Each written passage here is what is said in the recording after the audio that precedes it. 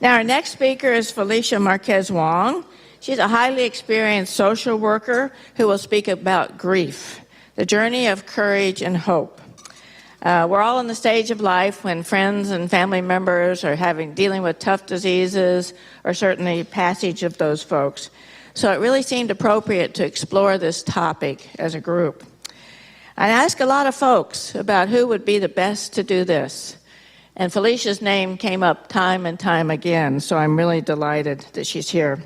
Plus, she views humor as a very positive part of life, and that does help us deal with a lot of issues, including grief. So it's great that she's here to share her expertise and experiences with us this morning. And she and I are both breast cancer survivors and thrivers, so we share that aspect of our lives, and that's part of grief too. So please welcome Felicia.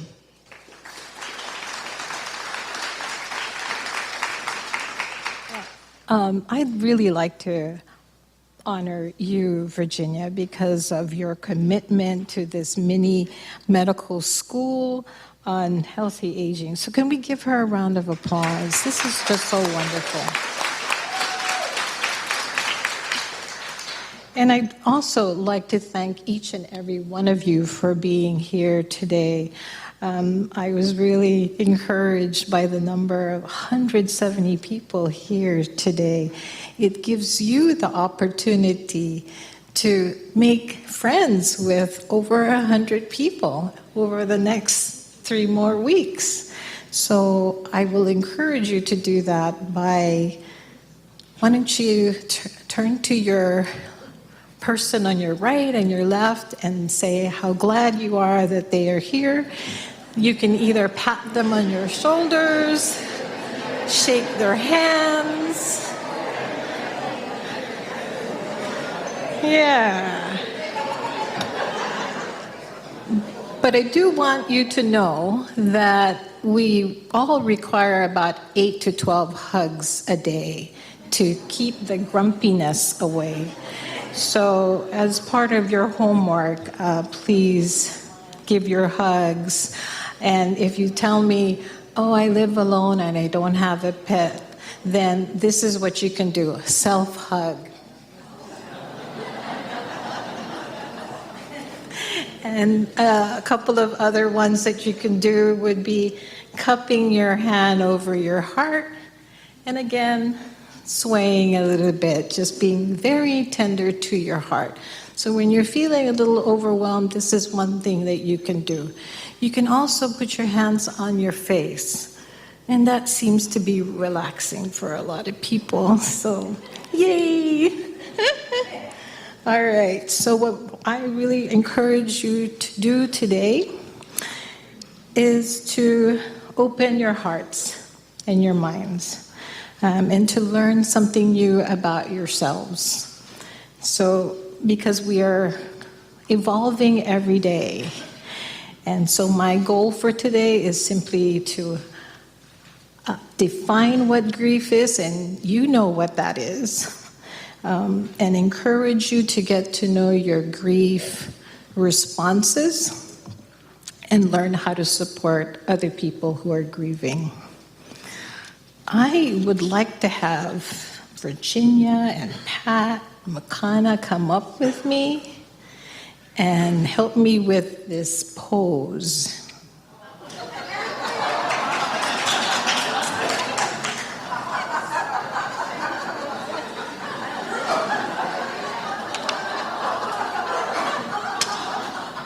All right. Amy Cuddy is a social psychologist, and she has done studies on power posing. And it just, all you need to do is 2 minutes of this pose, and it's going to help you quite a bit to improve your enthusiasm, your comfortableness, your confidence. So they will demonstrate it for you. But at the same time, may I have you all get up and do this pose? So it is feet apart, hands on your hips, Good posture, just like what Makana said. Deep breath. Look at the horizon and say, I can do this. Yes. Yes. All right. Good job. Keep it up, though, because we have to do it for 2 minutes. What do you think? You feeling better? Yeah. I think so. Oops, I forgot to time ourselves. Oh, well. We're flexible. Okay. That's pretty good, right? Yes. Thank you, everybody. Well, grief touches all of us. No one is immune to it. And it affects us very uniquely and individually. And grief can be messy. And we all know that, right? But it's also a journey of courage and hope. That every time you go through something overwhelming, that you're going to learn something from it. So when we are challenged with health issues, we often deny that it's a permanent change. And so we often will fight it or resist it, and then the adjustments become a little bit longer. So when we are diagnosed with something, learn about it. And, research, talk with your doctor, talk to your friends who have been diagnosed with certain things, and get to know it. And, you can even journal on things that you are going through when you go through some physical changes or some health changes. Now, the older we get, we have more changes with our senses. Oftentimes, when we have people who aren't able to hear, they don't want to be tested, and yet it's really sad that they're not able to hear the people around them, and they'll miss out from all the conversations. So be open to getting your hearing checked. In fact, I think I may have to start doing that as well, because I'm fighting going, what did you say? When our vision changes, there's a lot of grief involved with that. Sometimes it will say, maybe driving at night is not such a good idea because it's hard to see. So you're going to need to be resourceful if you want to continue to go out at night, but maybe arrange for rides. Uber is pretty good. Lyft is pretty good. Otherwise, maybe your friends can give you rides. So that's a really good idea. And most of you retired, or some of you still working? Raise your hands. Yay! All right, okay. Well, when our job responsibility change, you also will have some grief responses, because maybe now you're going to have less time to be with your family or less time to do self-care. So be mindful of that when things change at work. And for people who are retired and maybe caregiving for your loved ones, initially it may just be, we're going to have our weekly lunches with our parents. But then you notice that maybe they're losing weight, and so you're wondering whether or not they're eating on time. So now your visits might be a little bit more frequent. It could be a few times a week, or it could be daily. And then it could be where you're sleeping over, they're sleeping over, or they move in, or they move into another home that will provide them with assistance. So when that happens, do a quick check in terms of what's happening to you. With friendships, We may have people that we go out to dinner with, or we go on cruises with, and all of a sudden maybe they may have some health issues and are not able to travel anymore. And so you're kind of left with, oh no, I don't have these friends that I go out to lunch with, so now what am I going to do? So then you try to make new friends. And this is a perfect place to make new friends and have meals with.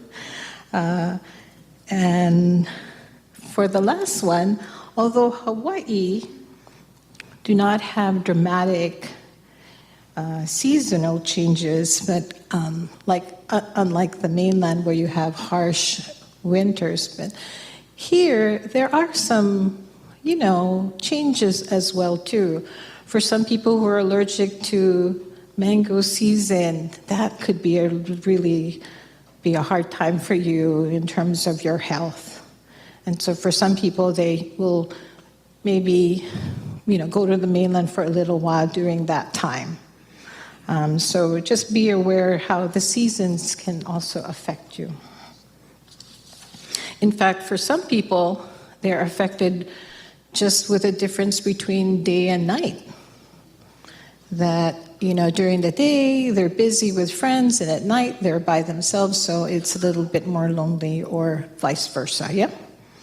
Transitions are normally associated with very happy events, but grief reactions come up with births because you're often going from being a single person to being a couple, and then all of a sudden you're a parent responsible for young kids. And for first days of school, you kind of wonder who's crying. Is it the kids, the parents, or the grandparents who are dropping them off? And I like this picture because I think that's me at the first day of college when my kids were leaving me. So a lot of grief reactions come up. First love, great for young people, but maybe not so great for parents who feel like, I don't know if this is the guy for you. He might break your heart or something like that, right? When we have graduations, it's very exciting. It's also very scary because you're going from a routine of just being a student to now you have to find work and pay for your loans. When you get into the career part, go back to the relationships. That takes a lot of energy, yeah? When you're blending families and you're not really quite sure you like your in-laws, that may kind of have certain feelings come up for you. With careers and retirements, how many of you have really worked long hours while you were much younger? Yeah. Now, do you feel like you shouldn't have done that retrospectively? Yeah. So finding the balance is a good idea. In fact, some people were telling me that they're busier in retirement. Is that true? Yes. Okay. Roles change, and then, of course, again, grief responses will come up for that. For some, if you're a caregiver for your parents and then they pass on, then what do you do with your time? What is your role? And you have to kind of create what that is for you. And then your home situation could change, and maybe you were living in a 4-bedroom house to accommodate all your children, and then they move on and you're in this big house not knowing what to do with it, and maybe you have to downsize to something smaller. So there you're going to feel a bunch of grief responses. Body function changes. Have you noticed there are more commercials on incontinence? Wow, yeah. So we need to really practice our Kegling, right? Yeah. Treasured objects. Sometimes they break or they get destroyed, and then you feel the loss of that. But there's also a way to just kind of remember how that had served you at that time, and you could just pretty much thank it and be okay to letting it go. The safety part, whenever you are, when your home is invaded, you then have this loss of trust and safety, and so you're going to need to kind of come up ways to kind of feel like you're safe again in your own home. The death of our pets. Did we come from a family where when your goldfish dies that you hide it from or it was hidden or it was just replaced and nobody acknowledged that it died? It's a good idea to just kind of reflect in terms of what family you come from, whether or not the subject of dying and death is an open subject or it's not. And we'll talk a little bit about how to have these conversations about death and dying. And it's usually when you're in the car driving somewhere because you have a captive audience. And that's when you say, I want to be cremated. And what do you think? And then, they can't walk away from you and say, Mom, don't talk to me about that. You're stuck. You have to say something, right, when you're in the car. So do that. Have these conversations. That will be your homework as well. All right. When our loved ones die, that's really, really, really tough. There's a saying that says, when your parents die, you lose your past. And when your spouse dies, you lose your present. And when your children die, you lose your future. And, it's never easy. But the only thing that we can do is just go through that journey of whatever you're feeling when a loved one dies. And we can talk a little bit about some things that you can do. I put down neighbors up there because I don't know if you're close to your neighbors or you just kind of say hello when they're walking by. But be aware of people who live alone, honor them by, saying a little bit more to people who are fragile and alone in your neighborhood. Co-workers and friends.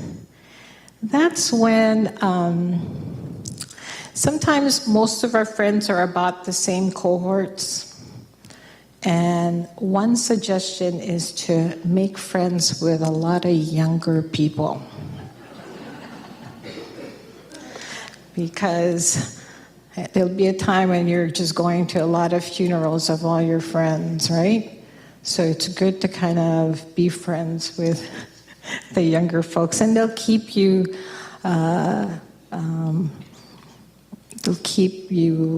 informed of the latest things. So it's actually a good thing to make friends with younger people.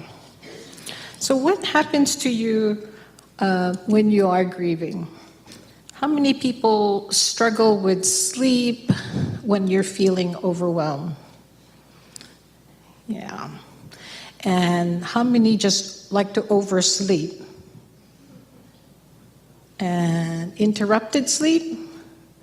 Okay, so that tends to happen when you're grieving. And when our families come to our support group, they say, I don't know why I get up every 2 hours. I'm no longer taking care of my loved one.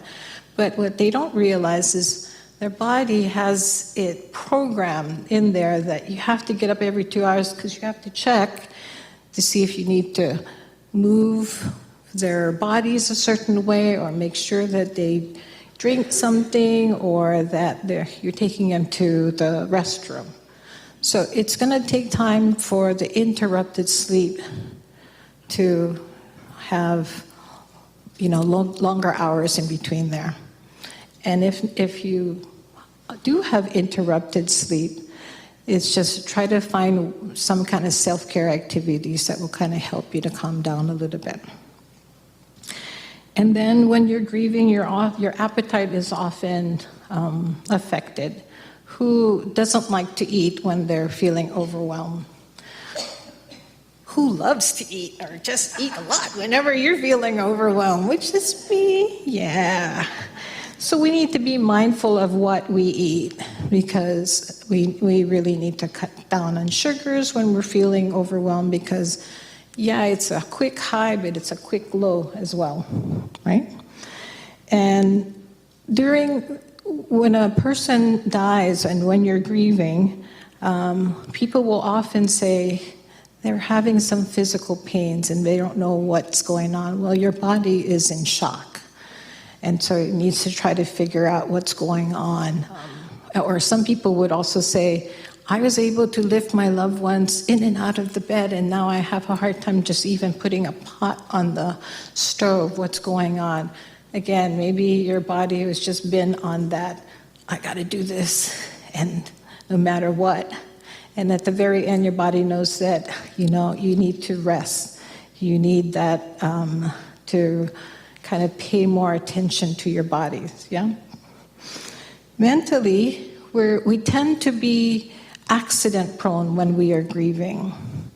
When we're driving, we're not really sure where we're going, or one person called me and said, I drove my car to the mall. I took the bus home and wondered where my car was. So am I losing it? And I said, no, that's pretty much grief right now. So it's a good idea to have a piece of paper with you and pen, or put it on your phone that I parked on the 3rd level, yeah?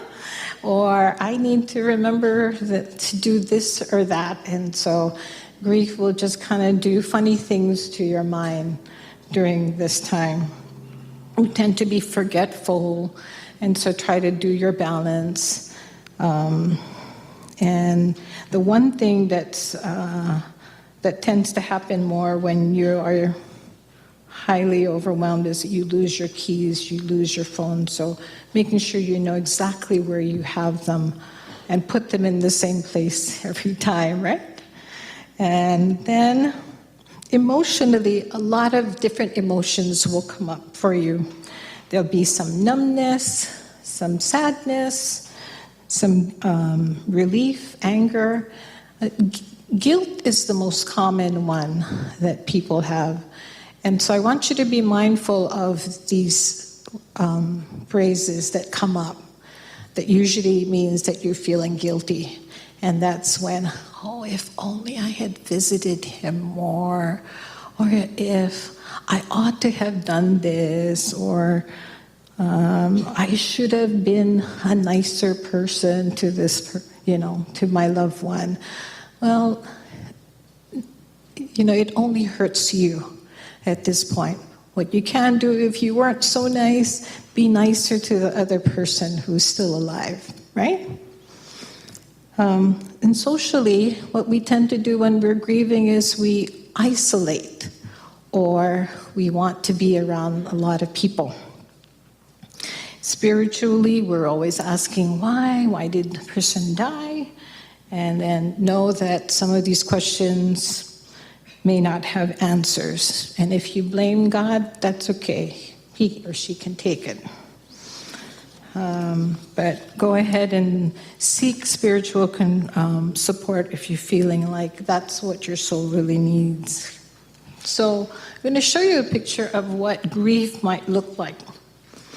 So I'm going to say that this circle represents today, that you have a certain routine that you do, and everything seems to fall into place. Then something tragic happens, and we're going to represent it with a heart. And you see how there's no room for anything else. And you sometimes want to deny it, as if there's an elephant in the room, but you're going to need to face it, that this event has just happened. And Frank Ostaseski has always taught me to say, welcome everything, push away nothing. So we may not like the situation that is happening, but we simply have to just pay attention to the changing experience. We have to listen very carefully, and we have to make an effort to look with fresh eyes. And sometimes it may be small shifts in your schedule, so maybe you go to bed a little earlier a few times a week, just to kind of give you a little bit of pep, the next day. But you're going to need to discover new things about yourself, how you can improve yourself. And this is what happens. Your circle expands. When you're letting go of resistance, you feel a little bit better, right? There's another saying that says, resistance creates unnecessary suffering. So when you resist, it persists. So as you strengthen your inner life, we accept what is, and we learn not to grieve 24 hours a day. And I have a handout for you about children's grief. They do much better with their grief because it's often, I'm upset right now, and then in a few minutes I need to go out and play. Whereas adults tend to kind of want to grieve all the time until you can kind of feel like, I need to be able to do something else just to make a little bit of change. I want you to also picture what grief would be like. And so I'm going to ask you to close your eyes and imagine that I'm offering you a drink of pure lemon juice. And that's representing your very big challenge in life. So you react to it. Ugh, doesn't taste good. Then I want you to imagine that you're adding water to the mix. And what it'll do is change the flavor. Possibly a milder flavor, something that's bearable. And then when you add something like honey or sugar, then that adds something to the mix. It's a lot sweeter.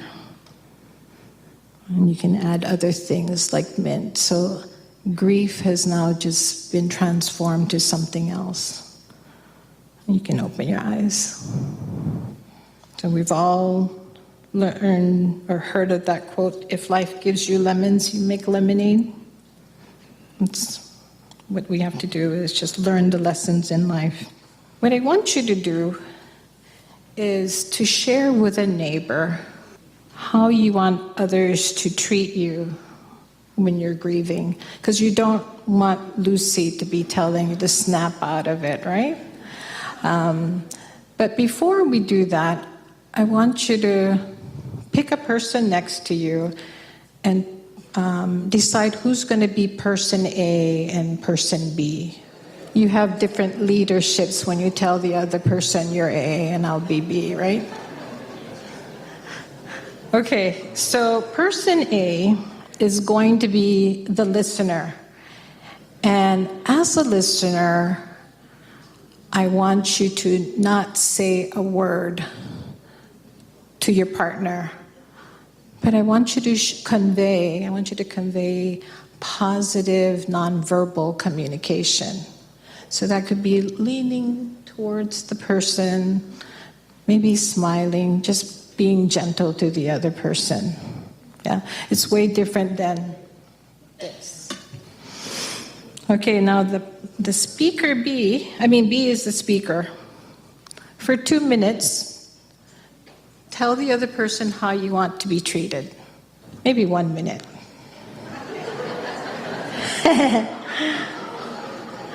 All right, let's begin. Okay. Thank you for sharing. Now I want you to switch and have the speaker be the listener. Same rule applies. As a listener, you don't say, I know what you mean. Okay, you have to be very quiet, and then speaker, share how you want to be treated, and let's start.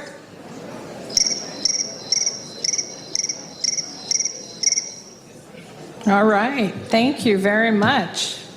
As a listener, how many found it hard to not say a word?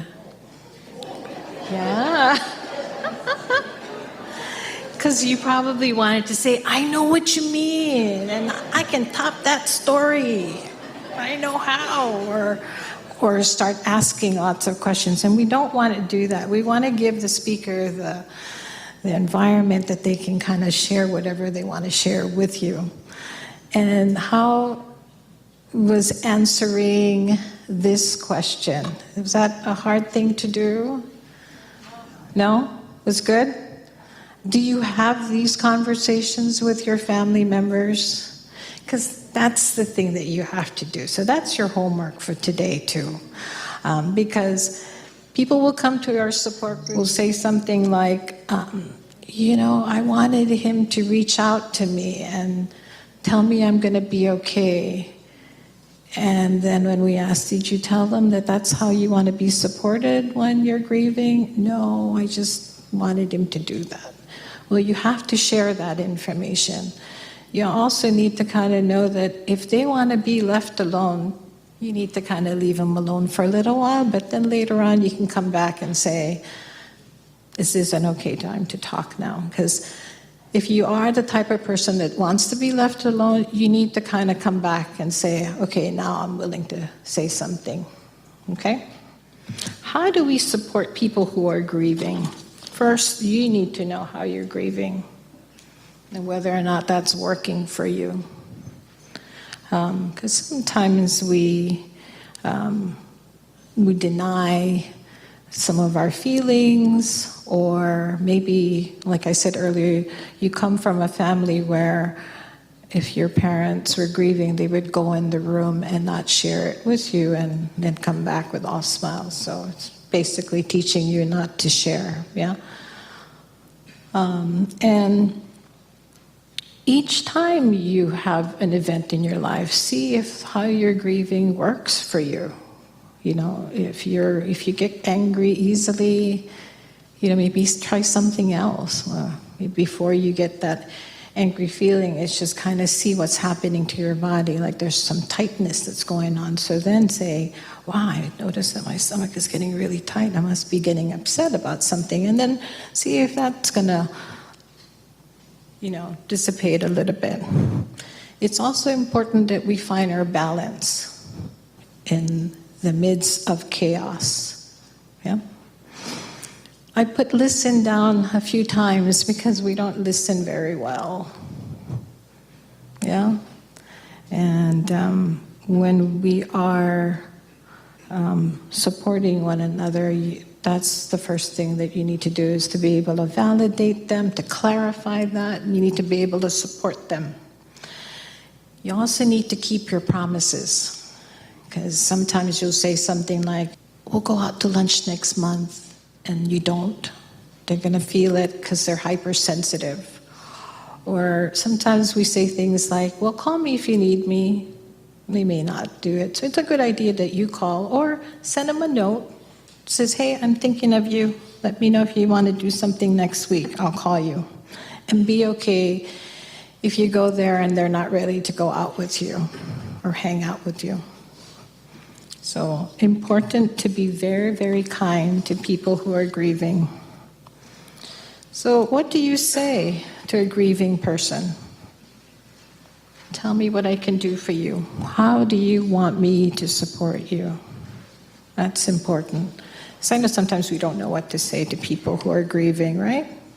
What not to say to people who are grieving would be something like, yeah, I know how you feel.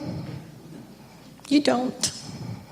Because you're a very unique person, right? Sometimes you think you're telling them this person's in a better place, and that's comforting, and for others, it's not. They may say to their heads, no, they belong here with me, not there. Avoid saying don't cry when they're crying, because crying is good for you. It kind of releases all that toxins in your body.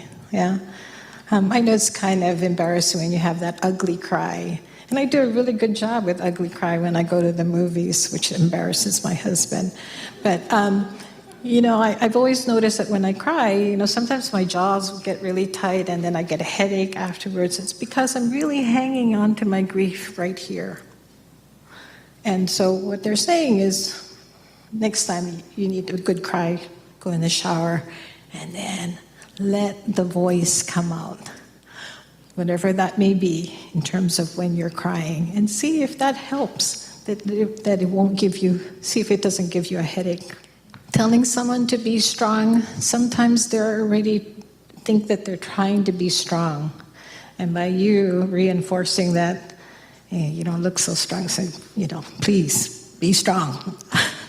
It doesn't help the person who's grieving. To children, not a good idea to tell them, now you're going to be the man of the house, or now you can be the mom of the house, because you're basically saying you're not a kid anymore. You need to take care of the household. And they need to go through their own developmental tasks. To young parents, not a good idea to say you're going to have more children, because you just pretty much negate that part. How do you nurture yourself? So could you share with your partner a word how you nurture yourself? Just one word. It could be like pray or play. Massage. Oh, she can say it out loud too. You want to share out loud? Oh, and somebody's laughing, so that's a good thing. Now, do you schedule these nurturing time on a regular basis, like on a daily basis? Because that's what you need to do, right? And there's one tip that somebody had told me, and it's called beauty scavenger hunt.